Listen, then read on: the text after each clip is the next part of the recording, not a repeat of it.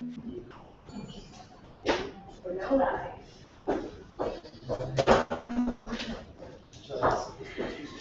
Alright everyone, welcome to the semifinals of Royals 2014. Congratulations to both teams for making it this far. On the side of government, I have IIUM Senior, and on the side of opposition, I have UNIMAS Senior. Yes. Alright, I'll be cheering. Judging along with me is Ashik and Kelvin. And without further ado, with the motion of this House will break up OPEC, I'd like to invite the Prime Minister to start off today's debate.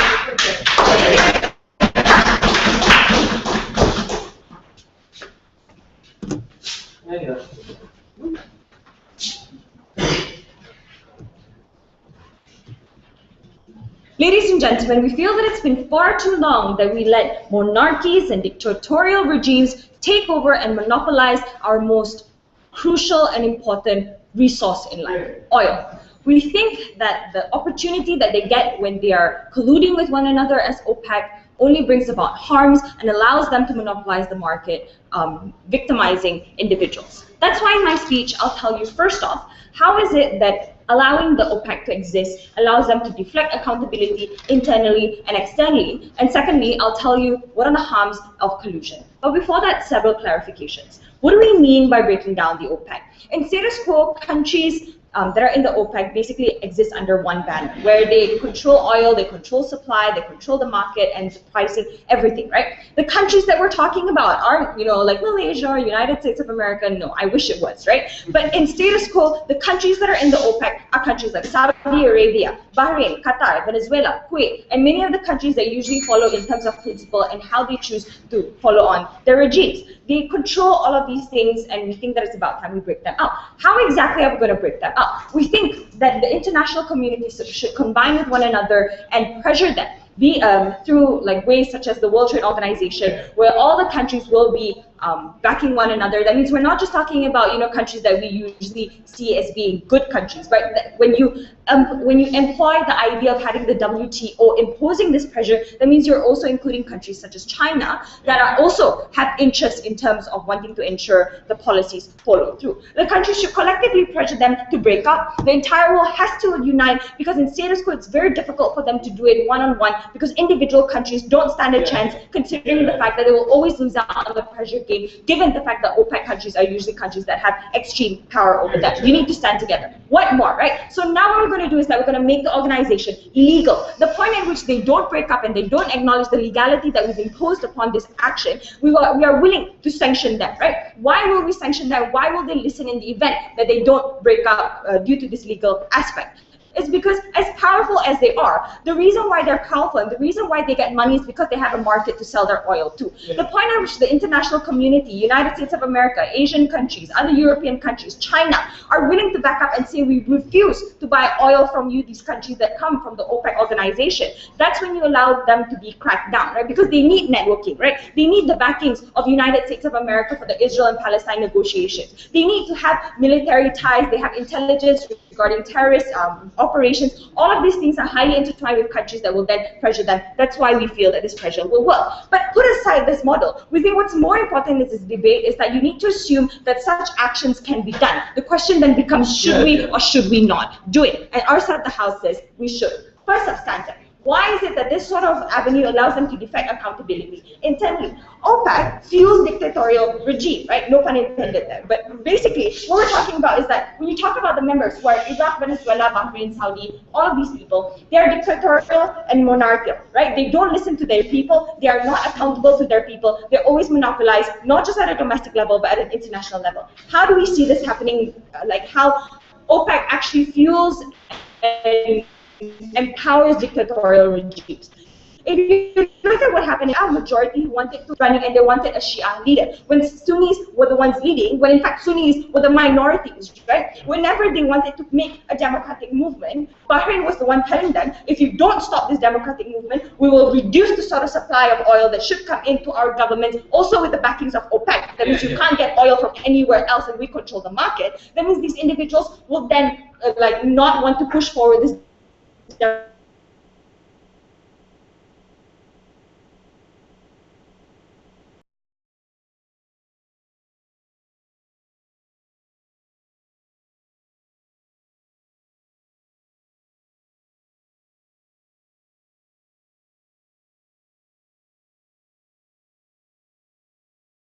because Bahrain can never, and if you're talking about wanting to pressure, the same way how you see alone have no means of defending themselves and the majority is creating an uprising, that's going to be the situation with Bahrain, right? No. That's why we feel that it's important for us to weaken this dictator immune to any forms of accountability. Let's talk about externally, right? Why is it that in terms of external accountability, that's also diffused under status quo? Fact of the matter is that when there was a democratic movement also existing within Venezuela, where people wanted a democratic government, or at least a proper democratic government, United States of America were willing to back them up. But at this point in time, Venezuela said, United States of America, considering how powerful you are, and you choose to back our people up, we are going to reduce the sort of supply that exists within your country. We're going to ensure that the prices then increase, and you can't get oil from any place else, because OPEC is not just one country, it's the majority of countries who hold this, right? It's different than our policy, right? Because collectively now, when you have the United States of America being backed up by so many other countries, then you allow these countries to pander down because of the collective responsibility and pressure, and you take away. Before 6, yes. Madam, you're ignoring the nature of the OPEC, which includes democratic nations and all these other types of ideologies. For them to agree on something, they have to prioritize economic considerations over political. What democratic country, right? Because the last time I checked, Saudi Arabia laughed in their faces when they said, ah, democratic country. It's so cute, right? It doesn't work that way. If you want to talk about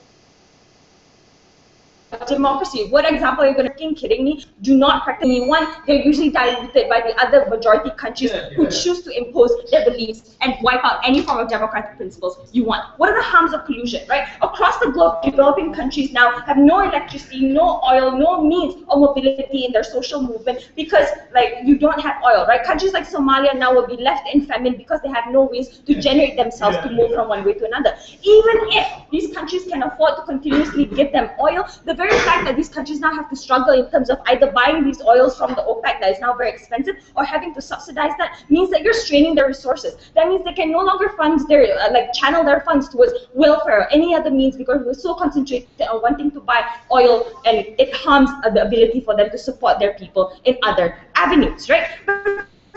Smaller countries now with oil, like resources, when you talk about Nigeria, when they're not part of oil because they have no, is monopolized and dominated by OPEC, right? That's when you allow smaller countries who have these resources to die out. But lastly, right, when we don't think this is within the sovereign principle of the OPEC countries, is because as much as you say this is your right, as much as you say you want to pressure United States of America, fact of the matter is it's not United States of America that will be the only one affected, because if you're going to reduce supply for US, you're going to end up reducing supply for the international community, and that's not something we're willing to wait for, because you control the market. It's about time we weaken them.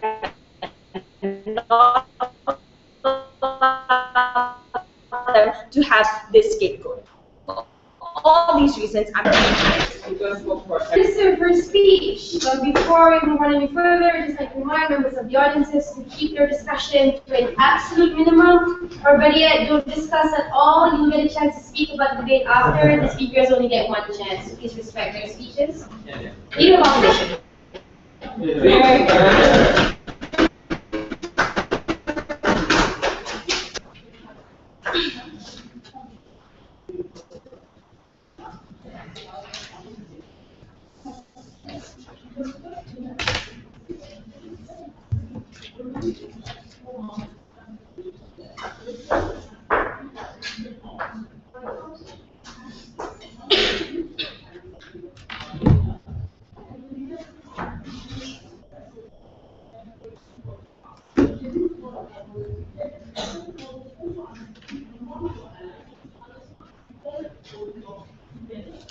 Madam Speaker, UNIMAS on the side of opposition bench believe that OPEC plays an important role to act as a buffer to the economic repercussion of conflicts in oil and safeguard their sovereign control over natural resources. So on the motion that this House will break up the organization of petrol organization, that means we still believe not true. I will talk to you upon two substantive: one, the nature of OPEC, and two, how OPEC is important as safeguard to sovereign control, and three, even if OPEC raising prices, making it difficult for other countries to obtain petroleum, there are an encouragement for them to do so in other countries. First off, a few responses literally. Madam Speaker, first, when they say that other countries should be allowed in the discussion of controlling oil prices and such whatnot, we will always be against this. Have veto powers anyways, but their decisions are needed to be taken. It isn't a feasibility problem, Madam Speaker, because it's a political capital problem. If you pushes them, then what will happen, Madam Speaker? Second, when they said that, when she asked which democratic countries are inside OPEC, Madam Speaker, Albert stood up and said Nigeria, and they took it mere slightly, and as if Nigeria isn't an important part of the countries, because what we see, OPEC consists of all types of leadership countries such as autocratic, dictatorial, and they say OPEC pressure countries with their policies. We see that they cannot, because they only make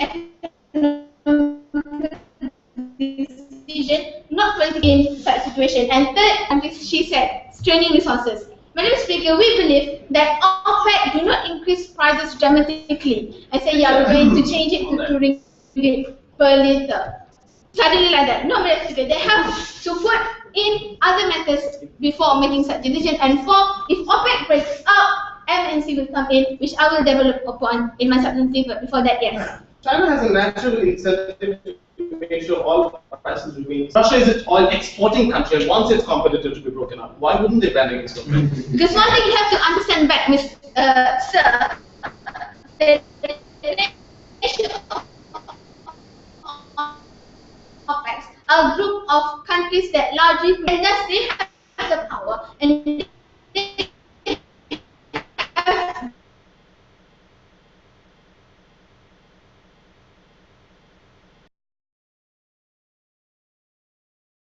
the ability to spend in my substantive. Now, the nature of OPEC. At 2011, OPEC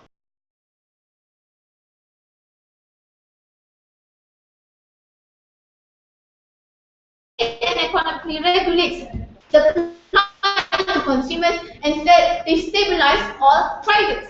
What is the we see that the nature of oil prices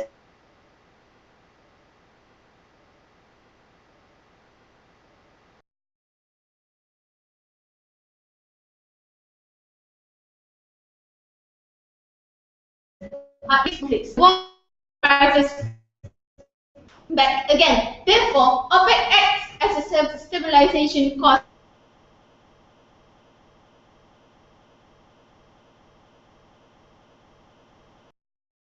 to oil monopoly of the energy all over.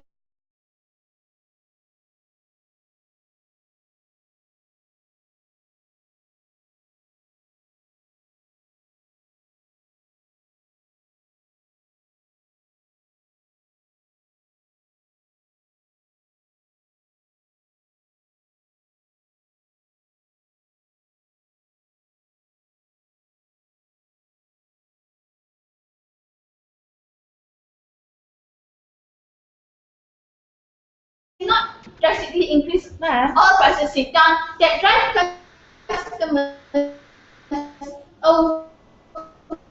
away from the non. For example, we see in the US because of its oil from Canada, and we see that this is an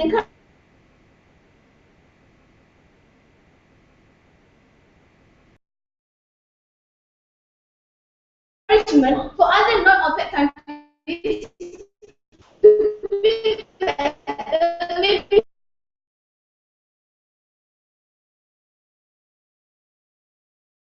to the other countries. It will be more harm, because why we see in this developing countries consists in the we see that efficiencies in them their all to major share and profit sharing. So why OPEC exists? The reason why these countries individually give in to MNCs, because MNCs contact them and say if you don't comply, we will go to other countries that will agree. But when all nations of the largest under one condition. This will reduce the leverage of these MNCs they have upon all. Therefore, the ability of these countries to collectivize and set standards, they want more. They want overall more. But on second level of analysis, a lot of oil companies in OPEC member states varies, Madam Speaker. We see that after this has been done, a lot of countries are now have their own nationalized companies that extract oil. For example, Petronas. So no foreign countries can come in and suddenly buy in and wanted to do. Why nationalized company exists, Madam Speaker? Because at first, before this existed,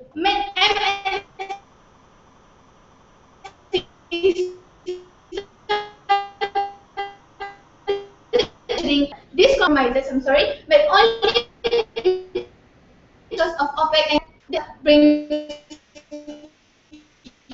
benefit, Madam Speaker. So, Madam Speaker, position believe very important role to act as a buffer to the economic repercussion of conflicts in oil and safeguard their sovereign control over natural resources, with two major reasons: nature of OPEC and the importance as a safeguard on sovereign control of its member state over natural resources. We are proud to oppose. Yeah.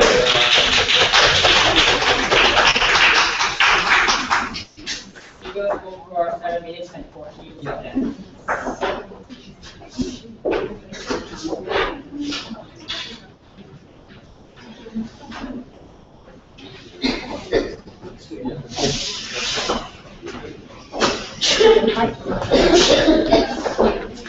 Thank you, opposition. Yeah.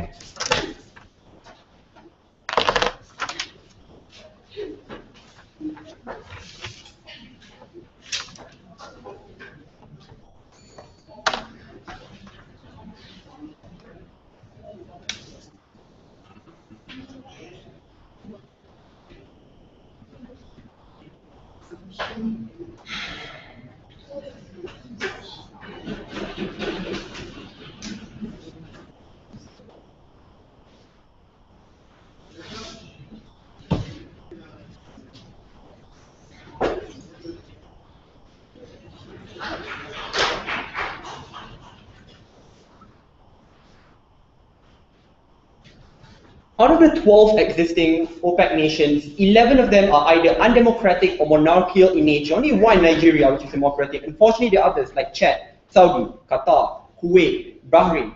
All these nations are primarily undemocratic, and as international trends have proven, they do not have an incentive to stay money, especially when it is antithetical to their interests. In 1973, in response to its US aid to Israel of the Yom Kippur War, OPEC nations colluded with one another to massively increase and destabilize oil funds, which not only impacted the United States, but unfortunately impacted every single country in the world, because everyone, ladies and gentlemen, is impacted by oil price. Industries are fueled by oil. So even if it is a legitimate cause in which you like to pursue, the effects are simply disproportionate because victims are affected. In Venezuela, in which was misused, and Bahrain, which was misused, most of your examples do not work in this debate. 4 questions. Number 1, will this model work? Secondly, how does OPEC insulate dictatorial regimes?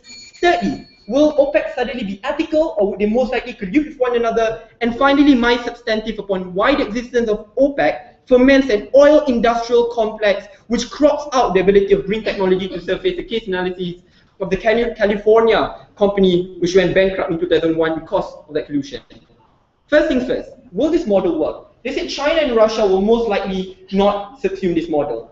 First, both these nations are industrial heavy nations which largely rely on the consumption of oil, which means that if OPEC can unilaterally make the decision to massively increase the cost of oil, that means the cost production can massively be uncertain as a consequence will impact the economy in the long run. Till a point when Putin was still in power before he gave up his presidency, got it again, in 2008, he was forced to institute a $2 billion USD oil stabilization fund, even if it was an oil exporting country, because of the collusion in which OPEC can make against it. But secondly, Russia itself is an oil exporter, and they do not want to be sabotaged by OPEC. So in 1999, ladies and gentlemen, because Russia is an oil-producing country, the reason why at one point in time entered a recession It's because OPEC massively reduced the cost of oil in the short term, ladies and gentlemen, which means that the selling of oil which Russia made became significantly cheaper in contrast to the money in which was able to accrue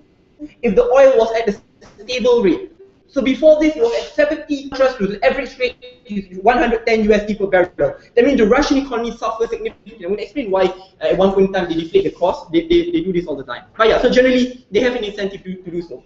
But comparatively, ladies and gentlemen, we think the best way for us to tackle OPEC is to act collectively. Unfortunately, there's a collective action problem. The reason why previous attempts to target them, bring them down has failed because countries acted unilaterally. Now it will work. Progress beyond the model. All your harms and benefits will only exist if OPEC still stands. So you will need to agree that the debate will still go on. Secondly, will OPEC insulate dictatorial regimes? I've already told you it is a lie that OPEC is suddenly so democratic. Let's look what OPEC does under status quo. It actively deflects internal accountability, especially when it buttresses specific ethnic groups like the Sunnis, ladies and gentlemen, against the Shias. I want to extend what Mara said. They can do that in two particular ways.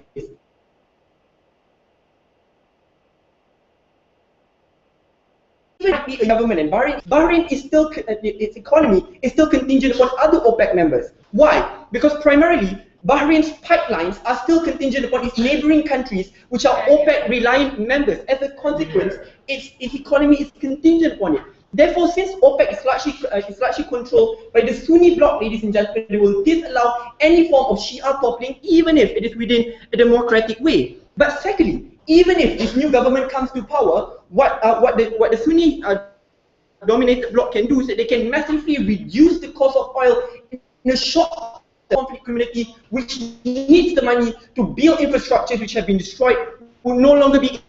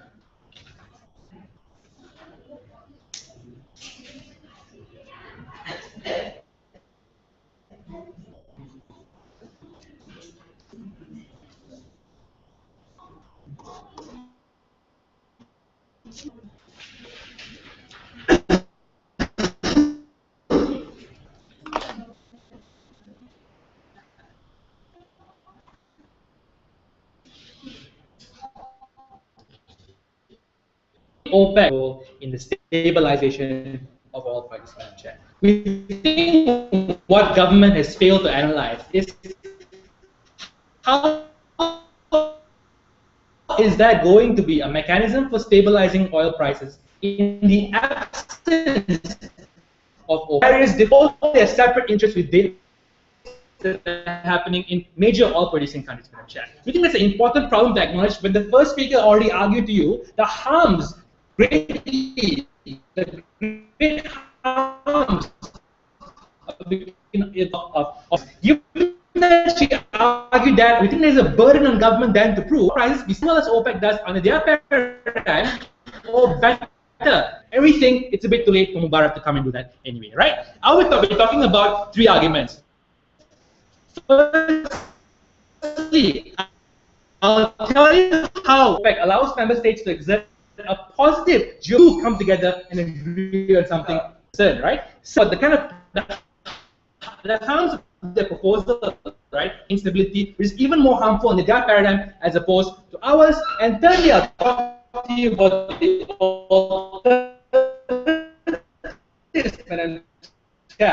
that is arbitrary raising prices. We think there are alternatives that will have a positive outcome, even taking that. Let's look at some. Let's look at rebuttals, right? And I'll can OPEC assert, right? It is. We think is the nature of real politics chat for individual countries to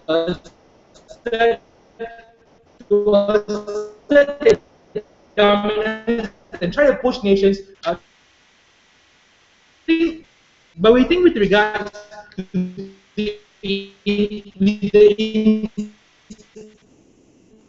the ability of OPEC to, so for example, maintain anyway, terrorists being considered anyway, right? We don't think OPEC has any important power, has as much power as they say in terms of propping up regimes that are essentially bad, right? But however, right, Madam Chair, actually bad, right? We think has to come to a calculus, have to make a risk calculus. It makes sense for me to expend so much political capital in propping up a regime that has lost its will of the people. When I can, when in the instead, I could maintain all prices and keep raking the profits. We don't think that these countries would sacrifice profits and would sacrifice political capital. The regimes fell in Arab Spring. We don't think that OPEC has that much of power with regards to exerting the kind of negative. We think there are natural checks and balances in the market, right? With regards to countries looking towards other actors, right? They argue to you that they are competitors against Russia with regards to energy supply, right? The US has looked towards Canada and it's now importing most of its oil from Canada. If all these alternative stations exist and there are these alternatives to OPEC, right? How then influential is OPEC in its ability to be aggressive, to be aggressive? So we don't think they are. Secondly, with the argument of whether or not Madam Chair. Madam Chair.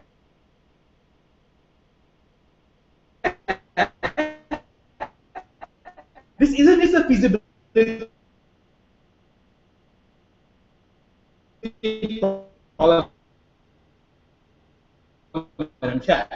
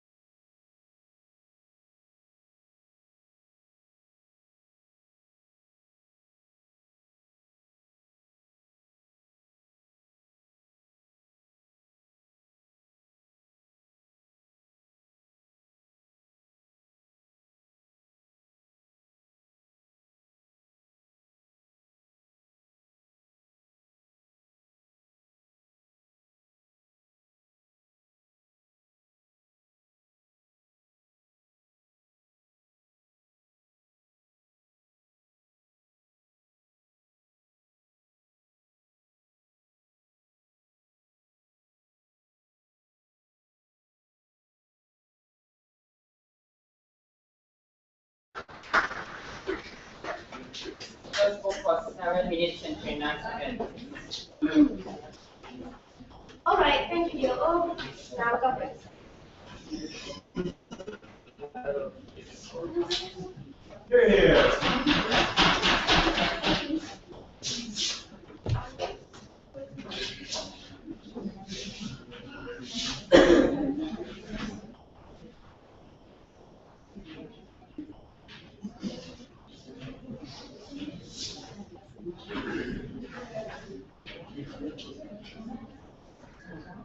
The just war argument from them will never really work, because the example they said was Israel, where the war ended, yes, in 6 days, but not the way in which OPEC wanted it to, ladies and gentlemen, meaning that the method they used didn't work, rather what it did was small prices that OPEC does. 3 issues. First, how will these nations necessarily react? Because a lot of the harms are contingent on these nations reacting negatively, ladies and gentlemen, even though we've given you multiple reasons as to why that will not happen. Second, fight towards democracy is something they completely neglected in this debate, ladies and gentlemen, considering the rights of people are being violated across nations, which is something we consider crucial in this debate. Third, oil stabilization, who does it best? First, how will they necessarily react? Because the assumption is they will not ban, they will, react negatively, ladies and gentlemen, and therefore they will band together against it. Number one, ladies and gentlemen, we already told you their first response was, oh, China and Russia will support them. And then they themselves contradicted it by saying China and Russia are oil exporters, etc. Oil stabilization is important for China, which means they have no incentive to go ahead and band with OPEC to begin with, right? As we told you as well. Second, ladies and gentlemen, OPEC will not do this when the entire international community bans against them, because there's an entire supply chain is dependent on the entire world importing from them to begin with, ladies and gentlemen. Therefore, all the infrastructure, everything, all the economic empowerment they have is dependent on the very people that are about to sanction them if they do so. Third, ladies and gentlemen, their military ties and their ability to fight terrorism is also dependent on the international community and its cooperation with its intelligence agencies. They also risk, ladies and gentlemen, the international community banding against it in support of Israel. It wants it to be able to support Palestine by also having say within those stakeholders as well. Those are many reasons. That's just have to bow down, ladies and gentlemen. They have already lost.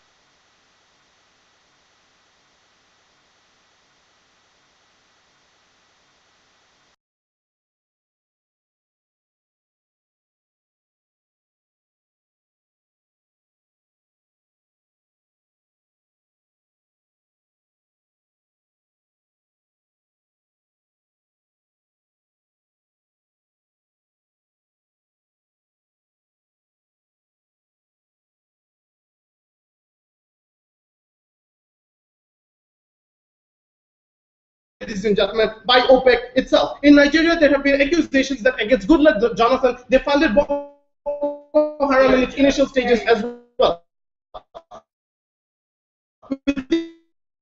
Those are things that basis in order to, ladies and gentlemen, who torture people within prisons. I think that is something that is worth fighting against and increase their revenue in order to do all of those activities. That's right. They said, oh, they won't do it because they fear being toppled. Just want to continue business. No, I mean, because if they don't support other OPEC nations, then they fear being toppled as well, and they don't want that to happen to them, right? Which is why Saudi Arabia sent freaking troops to Bahrain, ladies and gentlemen, when it was oppressing its own people. We think those are the kinds of things that happen when OPEC is banded together and they're dependent on each other, right? And then they said, oh, but you know, revolutions have happened in the Arab Spring. The only country, ladies and gentlemen, was crushed out where internal threats were simply removed, right? They said, oh, if they're alone, that they can still go ahead and levy these threats. Levy those threats are very much limited, ladies and gentlemen. When as opposed to 35 40% of control in particular regions is 6%. We think in that point it's very acting independently, not OPEC endorsing those actions. An individual higher body of OPEC nations actively funds the entire government of Venezuela, ladies and gentlemen. One country called Saudi Arabia, Bahrain, ladies and gentlemen, and Qatar. How is that individual nations, ladies and gentlemen, when the very nature of their organization means they're dependent on each other and back each other up regardless of stabilization? First, ladies and gentlemen, they said we create buffer against shortages, ladies and gentlemen. But the thing is, they create those shortages explicitly to begin with. When they create shortages, by limiting to only produce this amount of 70,000 barrels a day, don't produce more. That means they intentionally create shortages, ladies and gentlemen, and then they supply the remaining barrels in order to increase the prices as well. Second, ladies and gentlemen, if you are really talking about that, right, they actively stop other buffers being created. Countries such as Swaziland, Congo, ladies and gentlemen, have vast resources of oil, but they are actively stopped from being able to export oil, ladies and gentlemen, because consumers of OPEC nations are told, you cannot move away from me. If you import one drop of oil from another country, I will stop all the infrastructural,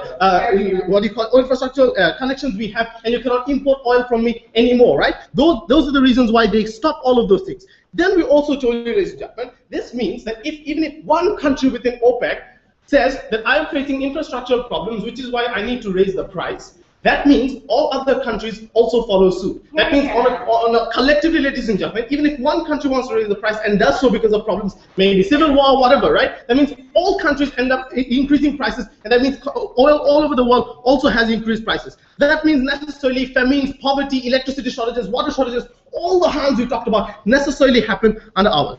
What they say? They said competition exists, guys. Number one, right? That's a contradiction to their own argument,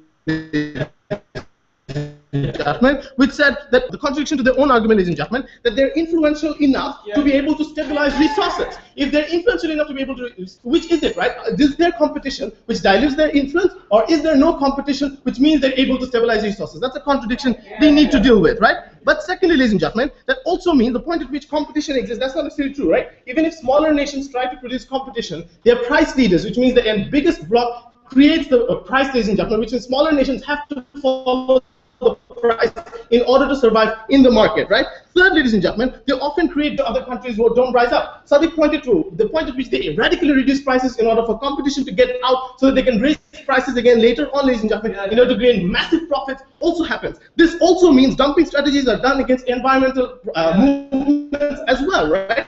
The point at which people say, and we must move towards the order to make sure people are connected to the oil as well. And then they raise prices again while movements towards environmental changes. So active measures do so. Lastly, they said, what about the leverage of multinational corporations and how they exploit these people? We already told you, right? The point at which that happens, we can always competition exists within multinational corporations, Shell, BP, etc. But also you can even go through the Malaysian process. You can have Petronas nationalized corporations to stop those kinds of exploitation. But the point at which all of these countries band together, ladies and gentlemen, causes massive harms across the globe, ladies and gentlemen, creating poverty, civil war, for all those reasons.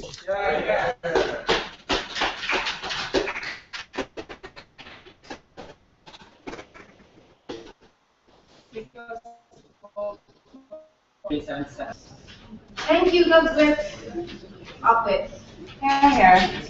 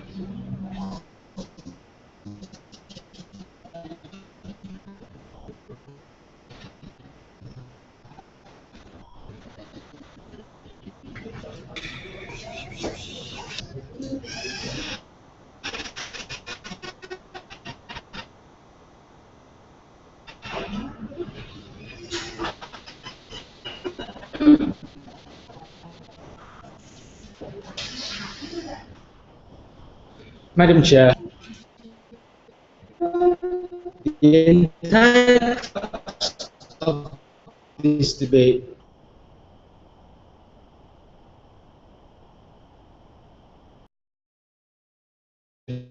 say no. Within my speech, I will give you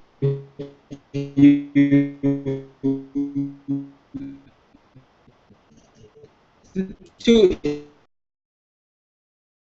mentioned by my first speaker. Those will be incorporated. Now, firstly, let's talk about this idea of OPEC asserting negative influence, especially using that OPEC is the reason why still taking it. Please sit down. It is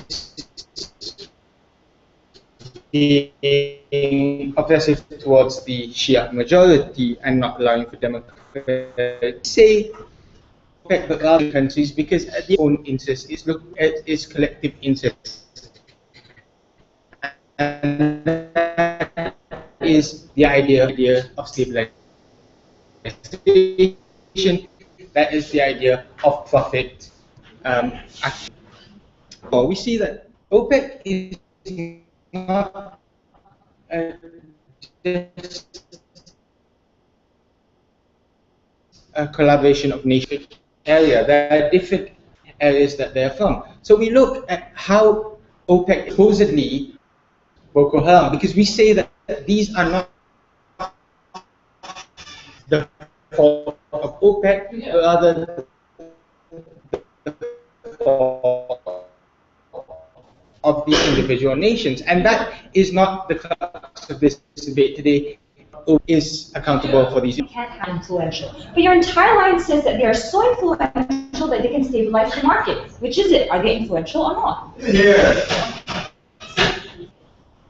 Look, you say that we say it happened because again, we say in OPEC, each country has to agree upon increase. Not one country decides, okay, I want to raise the price to $100 per barrel, and then no, it's based on a principle of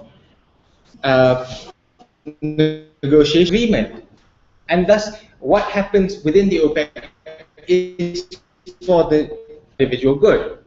Now let me go on to my second issue, this idea of the nature of the OPEC. That prices are increasing. Yes, we don't deny that.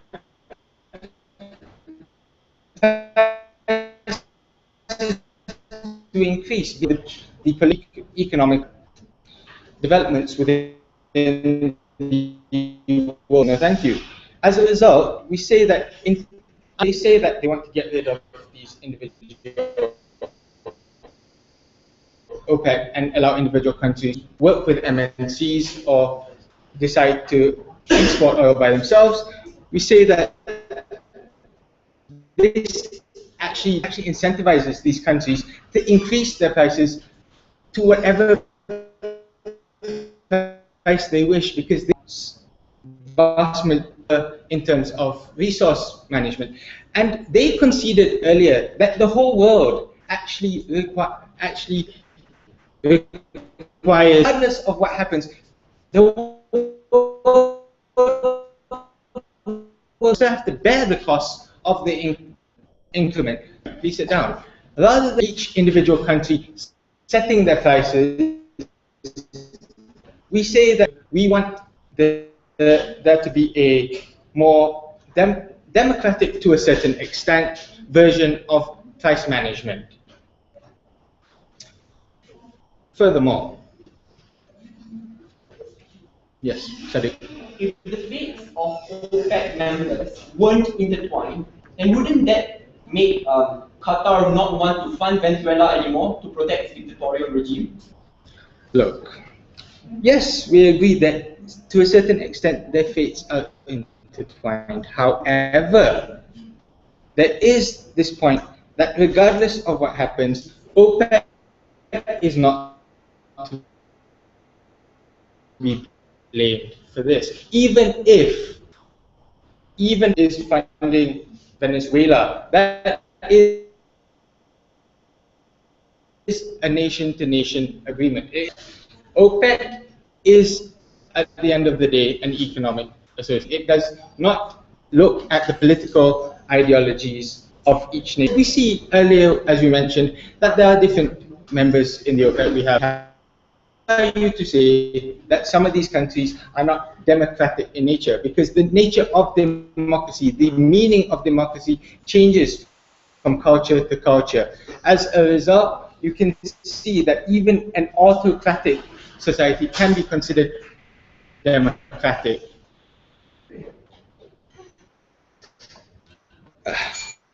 So what have I told you today?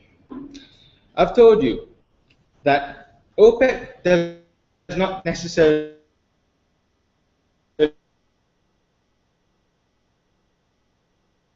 assert they would want you to believe. Secondly, I told you that the nature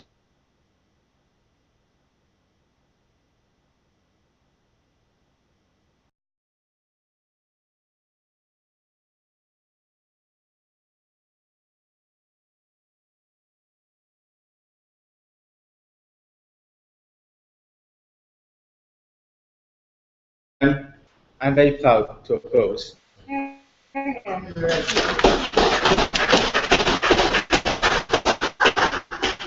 Because 6 minutes and 40 seconds. Thank you. Where can you not?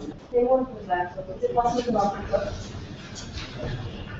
If anyone from the inside would like to get out, I advise you guys to please wait until the speaker is done. It's very distracting, noise, movement, everything. All right, I'll position you back.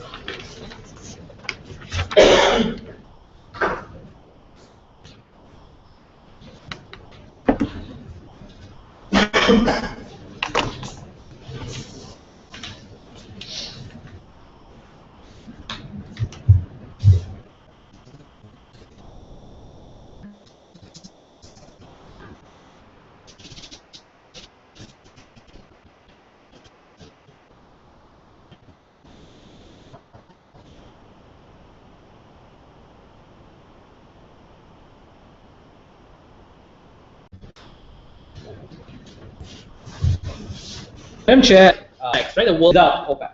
Secondly, we'll talk about the kind of political influences that OPEC may or may not exert, and we'll examine whether those things are really the fault of OPEC or the fault of these individual countries. And again, we'll compare a world with OPEC and without OPEC, and look at those harms that have manifested on the outside, right? Thirdly, does OPEC weaken the move to green energy, right? Or does, and we'll also also need to make a comparison, right, on both sides. Firstly, on the question of which side will better stabilize oil prices, we recognize that oil price fluctuations, right, are things that are inevitable, right? Because they are things that depend on changing realities on the ground. So many things influence the move, oil price fluctuations. Right? A conflict in Libya or a conflict in the Middle East can provide for provide oil can increase prices, right? Because these things are also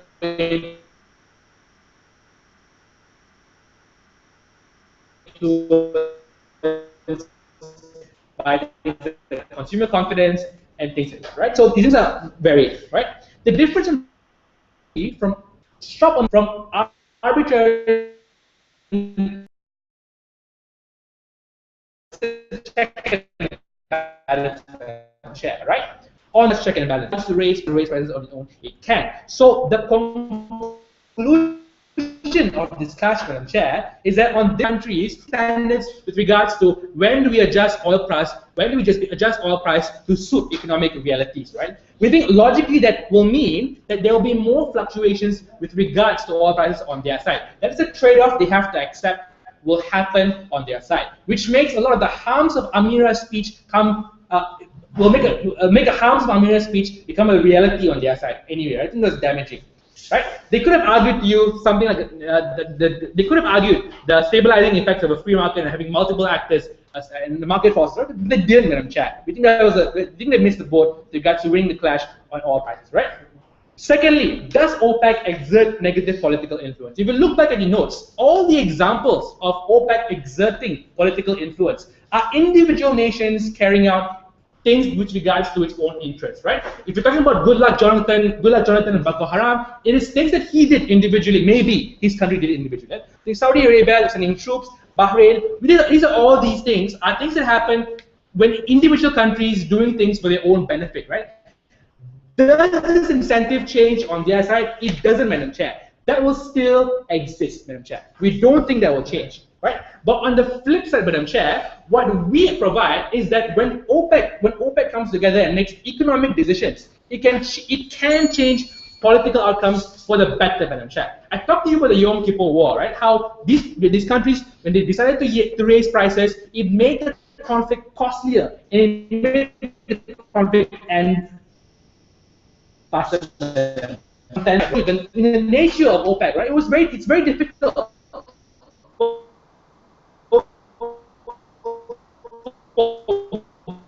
Venezuela and Saudi Arabia, it's very difficult for them to all unite and have the same objectives. So it's difficult for them to say that OPEC will always have this unified front with regards to all these things. Everything they have to negotiate and make compromises at the end of the day. That's the nature of OPEC. Lastly, this OPEC weekend comparison is necessary, Madam Chair. Will the world move more quicker? We don't think there will still be a vast majority of all Muslim countries. The demand for oil will still be there. The supply will still be there, Madam Chair. What is the incentive on their side to push? I think that is still a problem that they could not handle. We are very proud to oppose.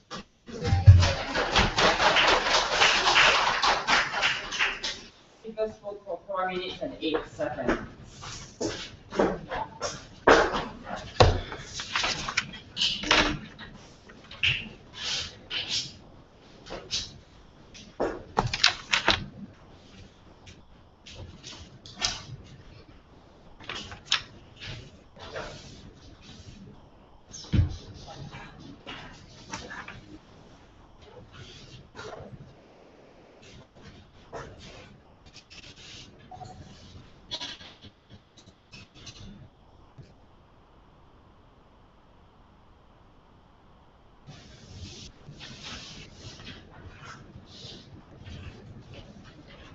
It is true that the 12 OPEC countries do want to insulate their business and political interests, that they are selfish, they want to ensure that their legacy will continue.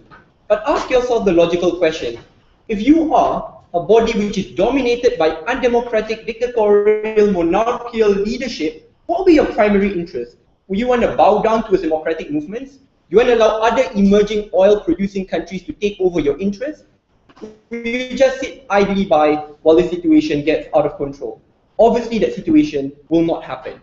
But until now, we have asked over and over again through POIs and our speech, the tension in which is simply irresolvable by that side. On one hand, I wanted to say that OPEC is weak because it's being weakened by new emerging oil-producing countries, and that's a good thing. But the other hand, I want to say, no, OPEC is strong enough that it can exert its political interest in shortening conflicts like Yom Kippur War, which is factually incorrect. I hate it when people lie to me, okay? The one because of like, Israel was technologically superior to Merkava tank. Like, it doesn't make sense because Mubarak already told you, like, if it does make sense, then OPEC supporters would have won, which is the Arab nations, yet it was the opposite who won. But unintended victims were created. And that's something which I've yet to answer. So they need to resolve the tension. Like, do you want OPEC to be strong or do you want to weaken it? Which one we still have yet to see an answer. So firstly, let's look about regime change. The response upon regime change is that, guys, this is based on individual interest. It's not based on the collective interest. We agree. Unfortunately, the individual interest of Venezuela and Saudi Arabia is to fund undemocratic movements because their fates are intertwined to one another. Because Saudi Arabia would want to ensure that their cronies will remain in power, will transact to them, and will act as a collective bargaining power if they are threatened in the future. Comparatively, under our policy, if we break down OPEC, that means the fate of Qatar is no longer intertwined with the fate of Venezuela. That means if there is a democratic movement in Venezuela, Qatar will no longer intervene and fund them like what they did before. But keep in mind, ladies and gentlemen, even based on an example game, we will win. Most of the countries which were toppled were countries which weren't backed up by OPEC. Egypt is not a member of OPEC. Tunisia is not a member of OPEC. Bahrain, which is the closest, failed, ladies and gentlemen, because individual support is insufficient. What happened is collective oppression. When Saudi Arabia sends its troops, Qatar funds them, ladies and gentlemen. Keep in mind, the Bahrainian people can win in a hand-to-hand fight with the Bahrainian government, but it will fail if they are to go against 12 nations where their pipelines are there, in which resources are contingent there. The United States government cannot stand up alone. That's why we stand for a collective resolution. So we will win on that clash. But let's look about price stabilization. This simply does not make sense on a comparison, right? They said, but guys, what about if one country comes up and chooses to destabilize the oil market? The comparative in which you need to defend, which we have pushed continuously, is that 12 countries who are capable of the market that stands in contrast to one country who's incapable of changing the oil market. Namely, one country who can do that. We've brought it up over and over again, and we had no response from that side of the house. But keep in mind, ladies and gentlemen, you told oil producing countries. How did we respond to that? We told you that oil exploration is very expensive. It's really easy to sabotage that, ladies and gentlemen. When price shocks are created, that means investors will no longer choose to move in. Mubarak also added up by saying when Swaziland was threatened, you cannot transact with other new emerging oil-producing countries, if not we will cut out ties with you. All these reasons were largely ignored by that side of the house. But finally, I want to look about the oil industrial complex and green technology. We think this is still an important argument. I brought it up in PUI, in my speech, and also in Mubarak's speech. What happens under status quo is that what OPEC intentionally did in 2001 is that they massively increased the cost of oil. That means when people fear, oh my god, oil is expensive, let's move to a green technology. But when people invested so much in green technology, they massively reduced the cost of oil till a point they create an uncertain market. Like, oh shit, green technology is more expensive than oil. As a consequence, bankruptcy happened. An uncertain market means that people will never invest in green technology because it's contingent on oil. For those 4 reasons, I'm very happy to propose. I'd like to thank all speakers for that debate and invite you guys to cross the floor and results in